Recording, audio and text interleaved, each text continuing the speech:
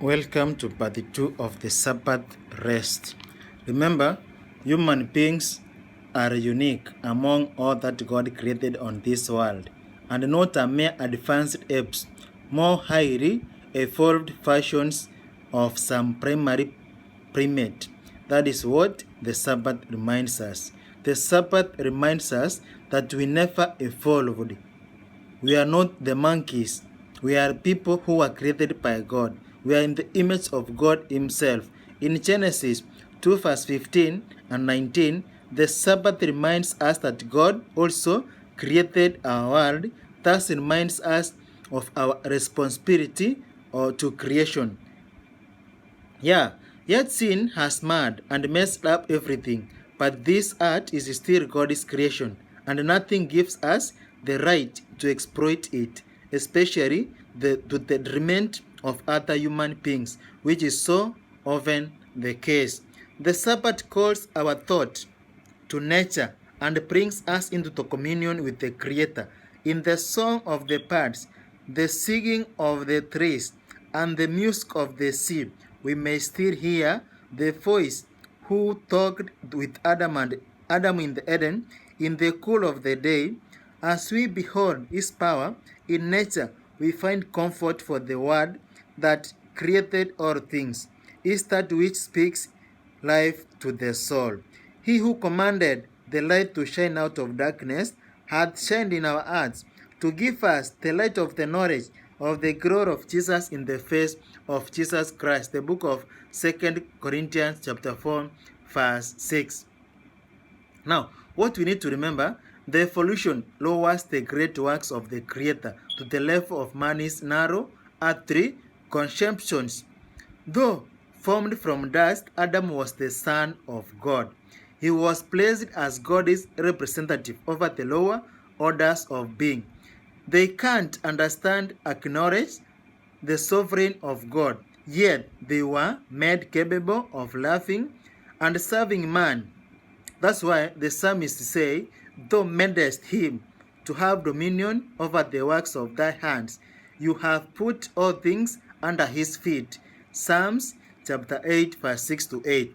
All things, they were made and they were put under Adam's care, under human beings' care. So we are told that the Sabbath will make us to remember that we have been given the creatures, we have been given what God created to rule them. So let us rule them wisely. Let us control over the creation which God created. At the creation, Adam was placed in the dominion over the earth.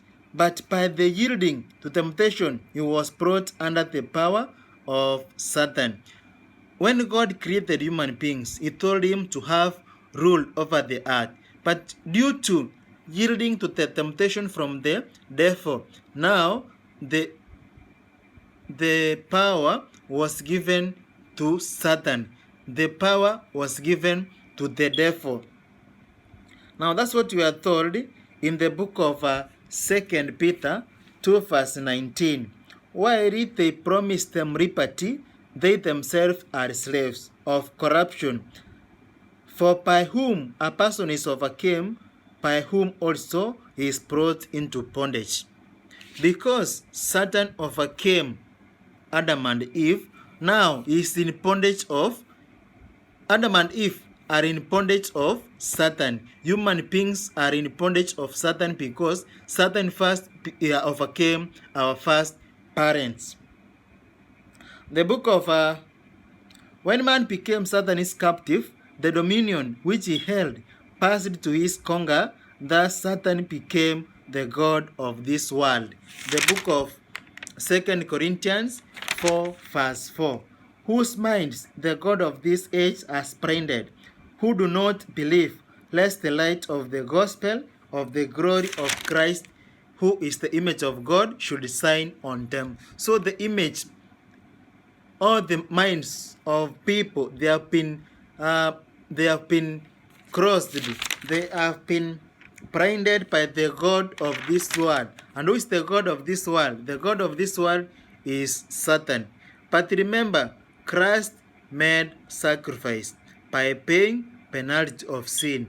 that could not only redeem man but also recover the dominion which he had forfeited to Satan. All that was lost by first Adam will be restored by second Adam, thanks to Jesus for what he has done. Because all the dominion which was supposed to be to Satan, now Jesus is coming back to restore the dominion which was given to Satan. Jesus is coming back, or Jesus came back to restore it. Remember, apart from the Sabbath pointing us to creation, it also points us to reparation from slavery of sin, just as the Israelites. The book of Deuteronomy, chapter 5, verse 12 to 15. What does Genesis say? Genesis 4, verse 7. If you do well, will you not be accepted? And if you do not do well, sin lies at the door. It desires for you, but you should rule over it. That is the command of God. That is the promise of God. If you do well, you will be accepted. If you don't do well, sin is at the corner. Sin is at the door, desiring for you, and you should rule over it. Hebrews 12 verse 1.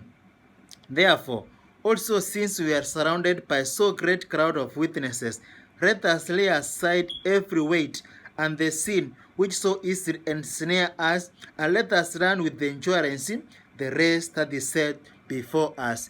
Let us run from sin.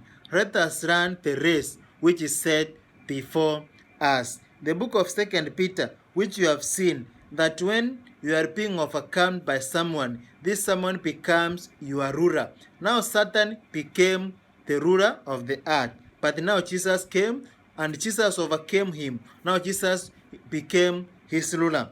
The Sabbath is the celebration of freedom from all things that keeps us in bondage. There are some things which keeps us in bondage, like sin. Sin will keep us in bondage. Now when we come to the Sabbath, it helps us to celebrate from being in bondage. On the Sabbath, we are also reminded that the power of sin is not our own power, but power of God, which is offered to us by faith. We are also reminded that this freedom we didn't turn just as the firstborn.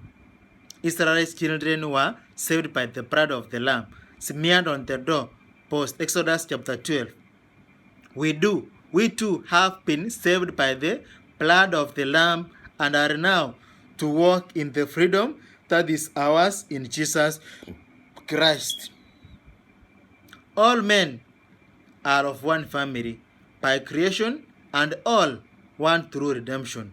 Christ came to demolish every wall of partition, to throw open every compartment of the temple courts, that every soul may have free access to God. His love is so broad, so deep, so full, that it penetrates everywhere. It lifts out of the Satanic influence those who have been deluded by its deceptions and places them within the reach of their throne of God, the throne encircled by a rainbow promise. In Christ there is neither Jew nor Greek, nor bond nor free man. The book of Galatians 3 verse 28. Remember also, the Sabbath distinguishes fully the Jewish from their surrounding nations. Also, the Sabbath is a universal, i.e., it wasn't meant for the Jews only. The book of Exodus 23 verse 12. 6 days you shall do work, and on the seventh day you shall rest, that your ox and your donkey may rest, and the son of your female servant, and the stranger may be refreshed. So remember, the Sabbath was not only made to the Israelites, it was also made to the strangers who were within their gates. As we keep the Sabbath, the Creator and the Redeemer will automatically drive us to look at others with the new eyes, to see them as being created by the same God as we were, and loved by the same God who loved us, who cherished us for all, and as well as. Remember, God loved us. God loved everybody. We are created in the image of God. The Sabbath reminds us that we are the same, no matter which race we come from, no matter which tribe we come from, no matter whether you are poor or you are rich. We all are the same in the eyes of the God. That's what the Sabbath reminds us. Be present as we wait for the last part of this Sabbath rest.